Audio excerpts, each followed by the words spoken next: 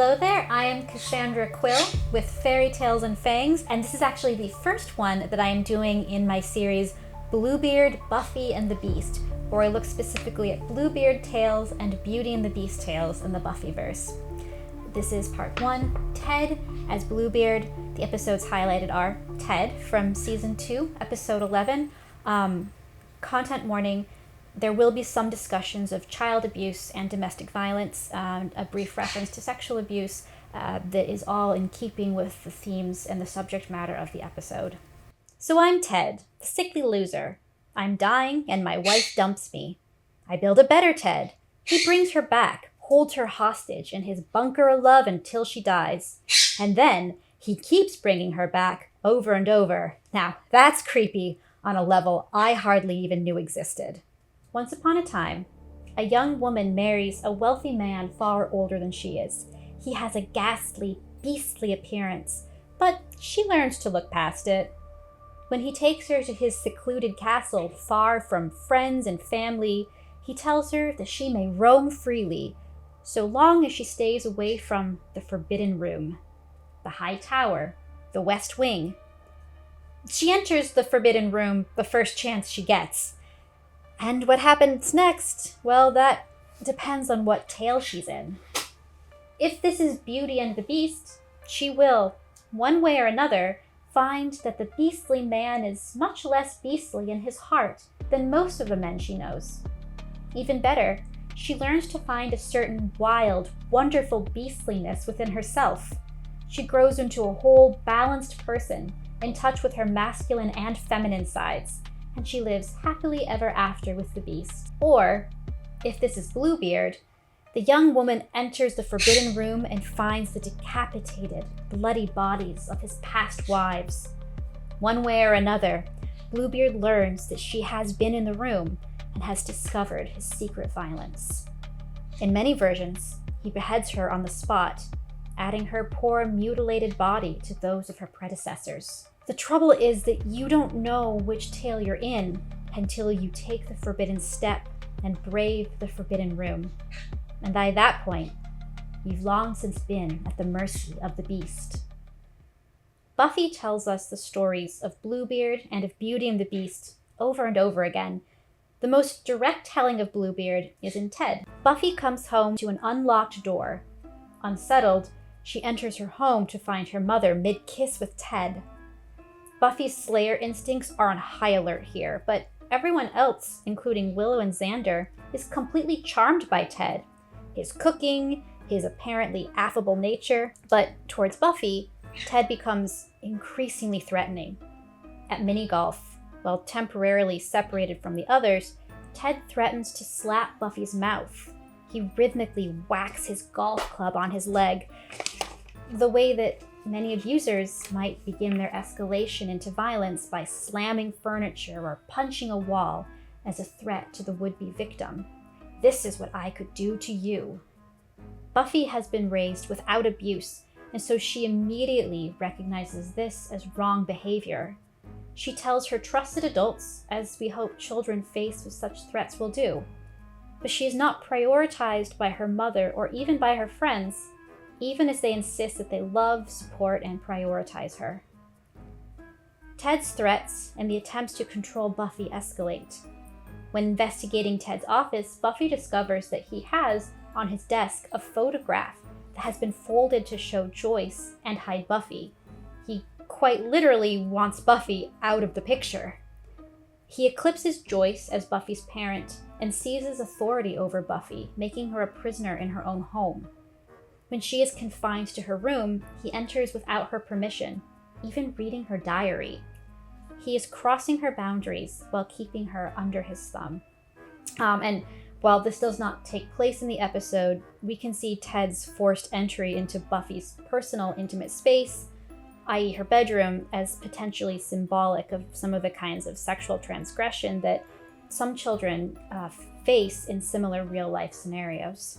Ted goes so far as to mischaracterize himself as the victim, even faking his own death, in order to cast Buffy as the bad girl.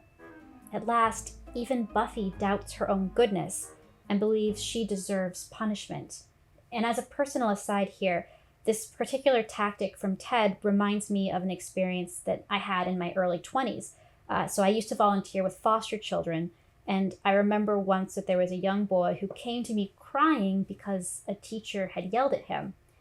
I brought this up with the caseworker, who then told the foster parents, and then they actually made this little boy write me an apology letter in which they made him apologize to me for, quote, lying. He was not lying. He had told me correctly that his feelings had been hurt by this teacher yelling at him. And I said something about believing him and assuring him that I would always believe what he told me, but he was being set up for a life of not being believed, something that is tragically common for people who have already been marginalized or abused. It's been 10 years. I still think back to that moment, and I wish I could tell him that he's not a liar and that his feelings are true and to be trusted. But back to Ted. Ted has followed the classic abuser handbook. He has isolated Buffy from friends and family or recruited them to his mission, whether they know it or not. He has taught Buffy that she will not be believed when she tells the truth about her abuse. He has questioned her sense of goodness and painted her as bad.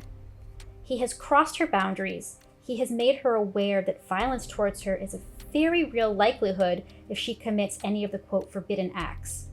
In this case, the forbidden acts are any challenge to Ted's authority, or even existing as a person who may interfere with his control over Joyce, who is his true target.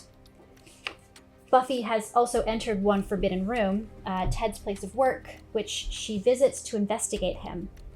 But Xander, Willow, and Cordelia find the forbidden room that matches the fairy tale, a perfectly preserved lair from the 1950s, hidden via a trapdoor underneath a carpet that, Cordelia astutely notes, does not match the decor of the rest of the warehouse. Xander opens a closet, and we see only his face, stricken with horror at what he finds within. The decapitated bodies of Ted's ex-wives. Ted's true nature is now clear to the Scooby Gang, and we are undoubtedly in Bluebeard territory here. But where does that leave Buffy and Joyce, Ted's would-be victims? Ted has left Buffy knocked unconscious in her bedroom and has reunited with a shocked and wary Joyce in her kitchen. In most versions of Bluebeard, the discovery of the past murder precipitates the death of the heroine at Bluebeard's hands. But not in every version. Sometimes Bluebeard's wife, upon her husband's discovery of her discovery that he is a serial killer and a domestic abuser, manages to delay the lethal blow until she can be rescued. In the version written down by Charles Perrault in 1697, she begs for a moment to pray. In older folklore, she sometimes asks for a chance to change into her wedding dress and slowly counts every item of clothing as she does so. Joyce, at last witnessing Ted's controlling nature for herself, initially employs this tactic. "Let me go upstairs and pack," she says when Ted insists on whisking her off to their new home, the basement in which Xander has just discovered the murdered ex-wives. In this moment, Joyce mirrors so many domestic violence survivors who must rely on their wit to escape abusers or pacify them through fawning. This is like a survivor claiming she is taking out the trash as a means to leave the home, or claiming she is ordering a pizza as a means to call the police. But Ted won't allow this delay. He's probably seen this kind of thing before. He insists he has already brought clothes for Joyce. Once she crosses the threshold into the forbidden room, nothing about her identity, even the clothing that she wears, will be her own. But, luckily for Joyce, her rescuer need not travel far. She's right upstairs, and she's just woken up. As Buffy regains her strength, I'm going to pan the camera to the left for a moment and tell you about my personal favorite version of Bluebeard. It's called Mr. Fox, and it was collected and rewritten by Joseph Jacobs, an English folklorist, in 1890. The heroine of Mr. Fox is Lady Mary, who is, quote, young and fair with, quote, more lovers than you could count. You go, girl. Lady Mary is also a born sleuth. Even before she is married to Mr. Fox, she asks him enough questions to find the location of his castle, which he won't let she or her brothers see, and then she goes there to investigate for herself. When Lady Mary comes to the gateway of Mr. Fox's castle, she finds an inscription, "Be bold, be bold." When she reaches the doorway, she finds another inscription, this one with a warning, "Be bold, but not too bold." And finally, in the Great Hall, just above the door leading to a galley, be bold, but not too bold, lest that your heart's blood shall run cold." It's seemingly contradictory advice. How bold is too bold? And in this moment, I am rather reminded of the point about impossible double standards that is made so eloquently in America Ferrera's monologue in the Barbie movie. It's impossible to be a woman. We have always to be extraordinary, but somehow we're always doing it wrong. You have to be thin, but not too thin. You have to have money, but you can't ask for money. You have to be a boss, but you can't be mean. You have to lead, but you can't squash other people's ideas. You're supposed to stay pretty for men, but not so pretty that you tempt them too much or that you threaten other women because you're supposed to be part of the sisterhood. But always stand out and always be grateful, but never forget that the system is rigged. So find a way to acknowledge that, but also always be grateful. So we can add "be bold, but not too bold" to that list of impossible contradictions. Lady Mary isn't the first woman to encounter this particular piece of advice. The line "be bold, but not too bold" actually comes directly from Edmund Spenser's The Fairy Queen, which is an epic saga published in 1590 to please Queen Elizabeth I. Each of the books in this saga follows a different knight who champions a different virtue. Book 3's hero is something very rare in 16th century Europe, a woman knight, Britomart, who symbolizes the greatness and potential of Britain under Elizabeth I. At the end of her book, on a mission to rescue a woman from the grasp of an evil sorcerer, Britomart sees the inscription, be bold, and everywhere be bold." Elsewhere is carved the caveat, "but not too bold." Britomart does not understand what this means, despite, quote, bending her earnest mind to elucidating the intention. Eventually, she stops thinking too hard on the subject and just saves the imprisoned maiden. She is also a slayer who follows her instincts. Lady Mary, in Mr. Fox, does the same. She, quote, "was a brave one, she was." She enters Mr. Fox's castle and finds the corpses of several young women, all stained with blood. Out a window, she even sees Mr. Fox dragging another woman to her doom. Lady Mary takes the hand of one of the murdered women as evidence and scurries out of there before Mr. Fox can see her. So perhaps that's the not too bold part. She waits until the proper time to confront him. But confront him she eventually does. At their pre-wedding breakfast the next morning, Lady Mary begins to describe what she saw as though it were all a dream. And after every revelation, Mr. Fox repeats, "It is not so, nor it was not so." At last, Lady Mary reveals the hand of the murdered woman she has carried with her, points the finger directly at Mr. Fox and says, "But it is so, and it was so. Here's the hand and ring I have to show."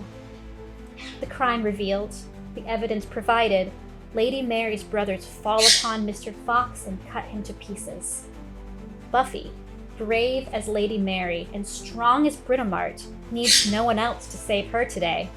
Having discovered that Ted is a robot, not a human, she no longer fears being too bold in her fight with him. "This is my house," she tells him, striking him with a cast iron pan, Ted's own tool of deception, and a much more domestic weapon than Buffy's usual fare. She defeats him soundly, and the evidence found by the Scoobies of Ted's serial killer past exonerates Buffy of any criminal charges. Everyone is safe, but not without their psychological scars. Xander says of Ted's imprisonment and murder of his wives, "Now that's creepy on a level I hardly knew existed." Joyce looks over her shoulder, fearing that Ted will jump out at her again. She half-jokingly tells Buffy that they won't be watching anything at their movie night with horror in it, or romance, or men. But Buffy has regained her trust in herself. She realizes that, like Lady Mary, who preemptively investigated her own Bluebeard figure, Her instincts about Ted were correct from the start. In the end, she was able to defend herself and her mother. And because Ted was a robot, not a human, she was able to do so without sacrificing her morals around not harming humans. She is at peace, and she's able to assure her mother that Ted won't come back. What is terrifying about Ted is not the thing that makes him a literal monster, i.e. being a high-tech Terminator-like robot. What is terrifying about Ted is how mundanely human he is. His behavior perfectly follows the pattern of human abusers who isolate, terrorize, and demonize those under their thumb. This is also what makes Bluebeard a timeless tale. You can imagine young women in arranged marriages in days past hoping that their older, wealthier husband would turn out to be kindly, like the Beast in Beauty and the Beast. But you can also imagine them fearing that their husband would be more like Bluebeard. And in eras in which husbands could beat or even kill their wives with impunity, and in which women had few rights and resources, such a fear was very well founded. But even today, we often feel that we must be on guard lest the new people we invite into our lives, our homes, our families, may be potential Bluebeards in waiting. I was reminded of a relatively minor experience with this concern in my own life when I recently rewatched Buffy scope out Ted's office and learned that he had already requested leave for a wedding 2 months away to Joyce, and entirely without Joyce's knowledge or input. I was reminded in particular of a first date that I went on with someone I had met on a dating app. Shortly after sitting down to dinner, he went on to explain to me in unsettling detail how the arc of our relationship was going to go, what dates we would go on, and when, and even down to the date on which he would finally open up to me about his fraught relationship with his mother. He would tell me on date 3, he assured me. I revised the story significantly from the one he had in mind. There was no second date. Whether the newcomer be a parent's new boyfriend or girlfriend, or a date with someone you met on the internet, most people are not Bluebeards, but the Bluebeards who do exist leave trails of harm in their wake. And Buffy and her friends will face many versions of Bluebeard, more subtle than Ted, and some sooner rather than later. Thanks for coming to my TED Talk. Would love to hear your thoughts in the comments on Ted, Bluebeard, mini golf, mini pizzas, whatever you want to share. Until next time, this is Fairy Tales and Fangs.